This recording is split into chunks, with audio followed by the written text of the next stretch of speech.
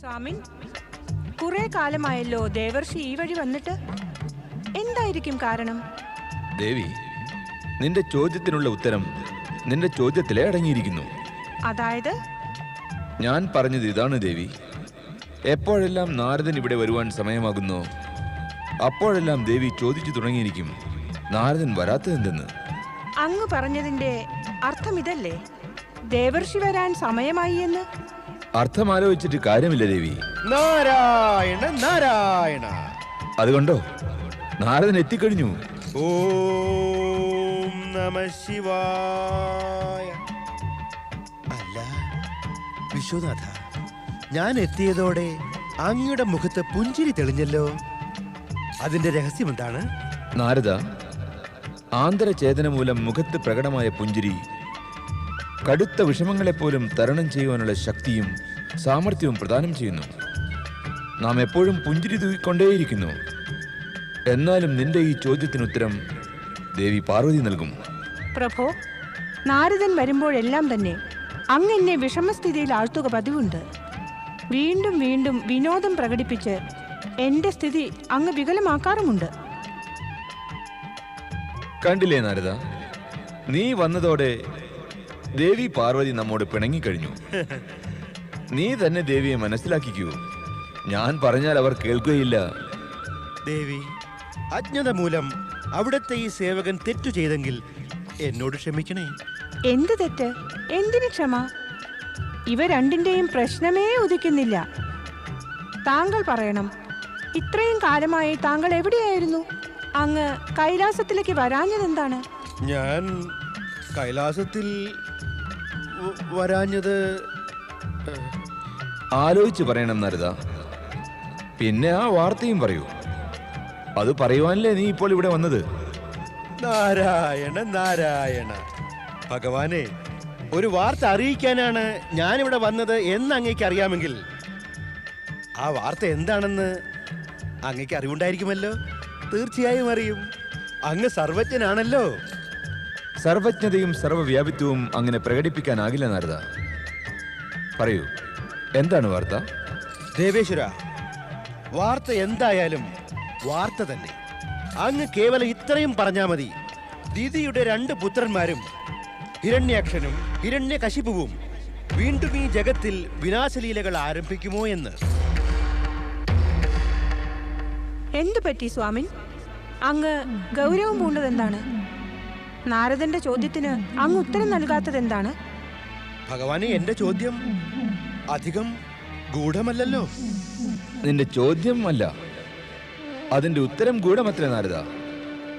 വിധി അനുസരിച്ച് ഹിരണ്യാക്ഷനും ഹിരണ്യകശിപുവും 2 സഹോദരന്മാരും ഭഗവാൻ വിഷ്ണുവിന്റെ 2 അവതാരങ്ങൾക്ക് കാരണക്കാരായി ഭവിക്കും. അത് വളരെ ശുഭമല്ലേ വിശ്വനാഥ? ഈ ശുഭവാർത്തയിൽ അശുഭവും കൂടിയിരിക്കുന്നു നാരദ. അതായത്?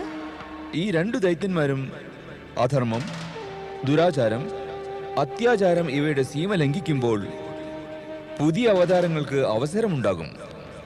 ഇതെന്തൊരു നിയതിയാണ് പ്രഭോ? അധർമ്മി അധർമ്മങ്ങൾ പ്രവർത്തിച്ച് നിർദോഷി ജീവികളെയും ധർമാത്മാക്കളെയും ശല്യം ചെയ്ത് അധർമ്മത്തിന്റെ അന്തിമ സീമ വരെ എത്തിയാൽ മാത്രമേ അവതാരം സംഭവ്യമാകൂ എന്നോ? എന്താ അതിനു മുൻപ് അവതാരം സാധ്യമല്ലേ?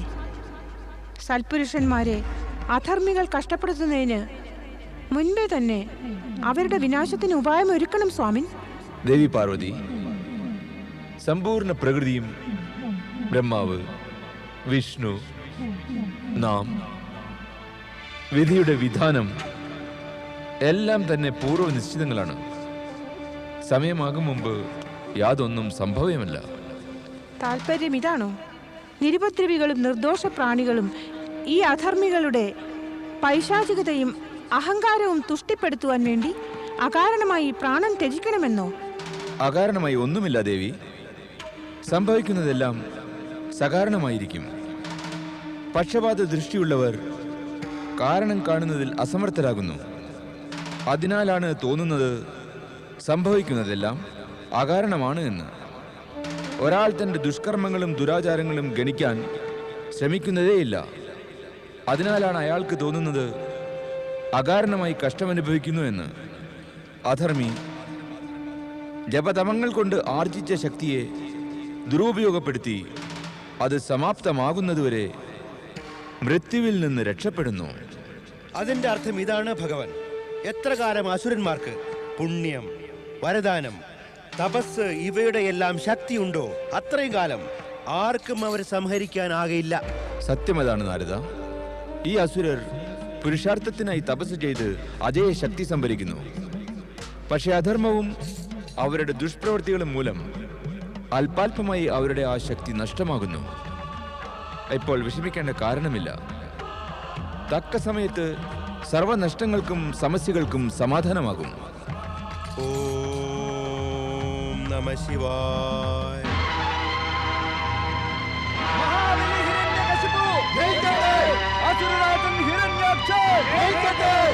ദേവരാജ, എന്തുണ്ടായി വരുണദേവ? ദേവരാജ, ദൈത്യരാജൻ ഹിരണ്യാക്ഷനും ഹിരണ്യകശിപും സേനയോടൊത്ത് ആകാശമാർഗത്തിലൂടെ സ്വർഗത്തെ ആക്രമിക്കാനായി വന്നുകൊണ്ടിരിക്കുന്നു. വിഷമിക്കേണ്ടതില്ല വരുണദേവ. ഇപ്പോൾ നാം വിഷമിക്കേണ്ട ആവശ്യവുമില്ല.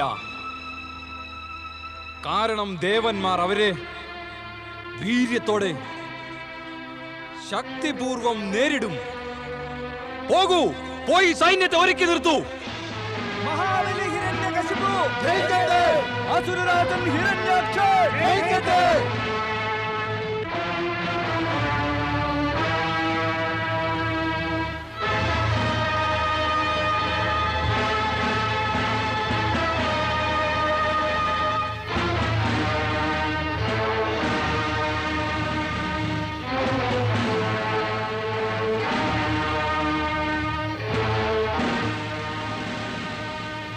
സ്വർഗാധിപതി ദേവരാജൻ ഇന്ദ്രൻ അജയ്യരായ അസുരന്മാരെ, നാം നമ്മുടെ ലക്ഷ്യമായ സ്വർഗത്തിന് സമീപമിതാ എത്തിക്കഴിഞ്ഞു. നമുക്കിനി സ്വർഗലോകത്തെ ആക്രമിച്ച് അവിടെ അധികാരം സ്ഥാപിക്കേണ്ടതുണ്ട്. ഈ ശക്തിഹീനരായ ശ്രീഹീനരായ ദേവന്മാരെ സ്വർഗത്തിൽ നിന്നെടുത്ത് ഭൂമിയിലേക്ക് എറിയുക. അസുരരാജൻ ഹിരണ്യാക്ഷൻ ദേവന്മാർക്കിനി നമ്മെ എതിർക്കാനുള്ള ശക്തി ഒട്ടുമില്ല. അവർ ദുർബലരായി കഴിഞ്ഞു. സ്വർഗത്തിൽ നമ്മൾ പ്രവേശിക്കുന്നതിന് മുൻപ് തന്നെ അവർ ഓടി രക്ഷപ്പെട്ടിരിക്കും. അതിനാൽ ഹേ ശൂരവീരന്മാരെ, മുന്നേറുക, സ്വർഗത്തിൽ നമ്മുടെ അധികാരം സ്ഥാപിക്കുക. ആക്രമിക്കുക!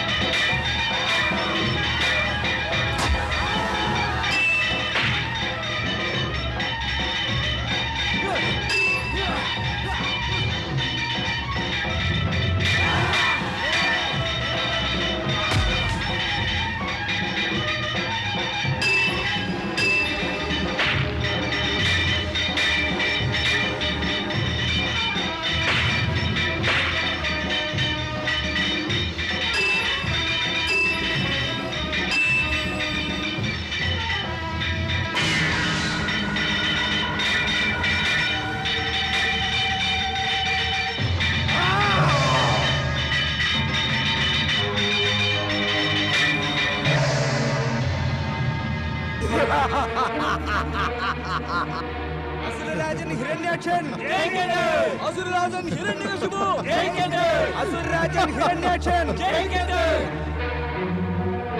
മഹാബലി ഹിരണ്യകശിപു അസുരരാജൻ ഹിരണ്യാക്ഷൻ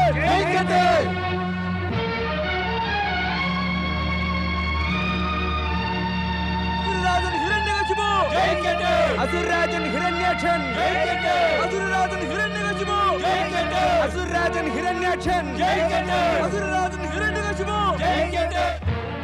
വാ ഹിരണ്യകശിപു, ഈ സിംഹാസനത്തിൽ ഇരുന്നു.